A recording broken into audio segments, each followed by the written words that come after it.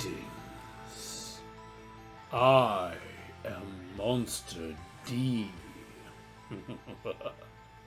And welcome to Monster Lore. I have something of a scary tale for you today. Are you ready? Can you handle it? Allow me to shed some light on the situation. Many years ago, when I was just a young monster maker, actually, not even a monster maker yet, I was a mere early high school student of about 14 years. I found myself exploring through the woods one day, near where I had grown up. On a wide open, sort of lightly grassed, wooded floor, where grass was sparse and dirt was plentiful because the trees above sapped the sun away from the smaller, lesser plants, I came across a rather plump, thick, white cocoon. Whatever could this cocoon be, I thought. Now, at this point, I had already been feeding my love and interest in insects and all things arthropod. So I was very curious as to what this thing could be.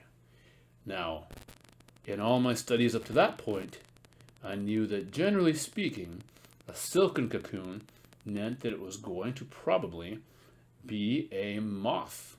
It had previously been a moth caterpillar. Butterflies, as far as I have seen, generally do the non-silken pupae, or the chrysalis, as they call it. But still, I was not sure what kind of moth. I really wasn't sure what would come out of this. So I decided to take this cocoon, place it in a container, and bring it home and see what would pop out. 4 days and 4 nights passed with this strange, thick cocoon lying in my very own bedroom. It did not move. It did not twitch. It did nothing but lay there and sit.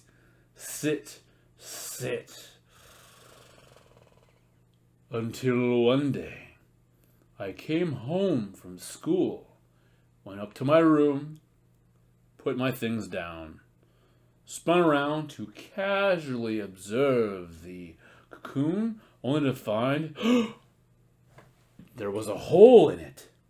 It had been bored open. What could possibly have been inside?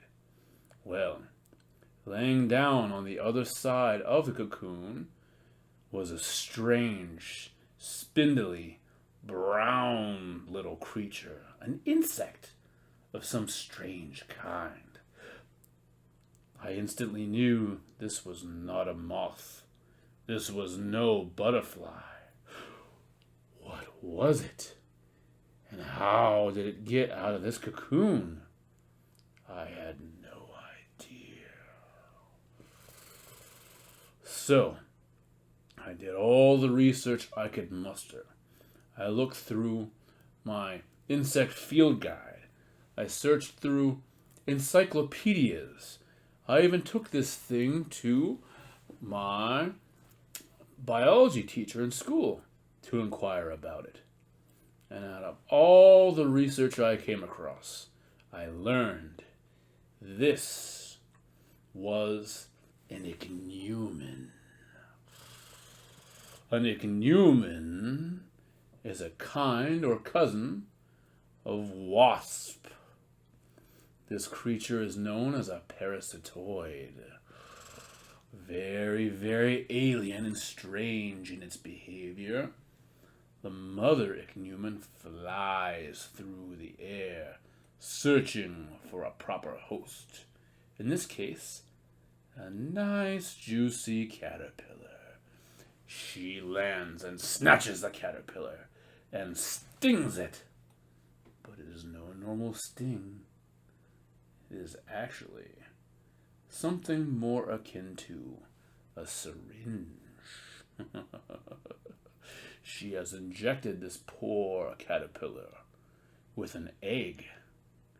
Soon the egg hatches, and yes, there is a larva inside of the caterpillar, growing and eating its way to more advanced maturity. Oh, the entire time the caterpillar continues to feed and grow itself, all the way to the point where it spins a cocoon, goes into its first stage of true metamorphosis. However, this cocoon would prove to be this poor creature's tomb. For right at the vital moment, the larva inside devours enough to completely finish off the poor, helpless caterpillar. And then, inside the cocoon, the larvae pupates its own. And out from the caterpillar's cocoon emerges an alien. An intruder, an imposter, an ichneumon. Thus was born a lifelong fascination in me for the ichneumon. This was the first and only insect whose favor in me could rival that of my ultimate favorite, the praying mantis. Oh, what strange creatures these ichneumons are. And there are even more species who do even weirder things. For this caterpillar had a single stowaway. However, there are others who lay multiple eggs in the caterpillar host. And there are still others who do not even allow the caterpillar to reach the pupal stage. They change the caterpillar so it keeps eating and growing to abnormal size to make room for the entire house of little tykes. Ugh. Is this creepy enough for you? Isn't nature intriguing and occasionally revolting? Well, strange as it may be, this is one of the many things that inspires me.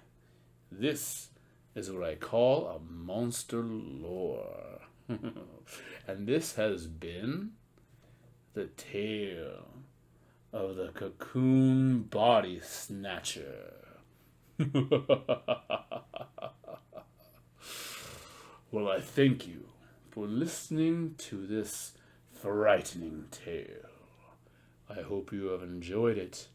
I hope your thrills and chills have been good ones. And won't you please stay monstrous?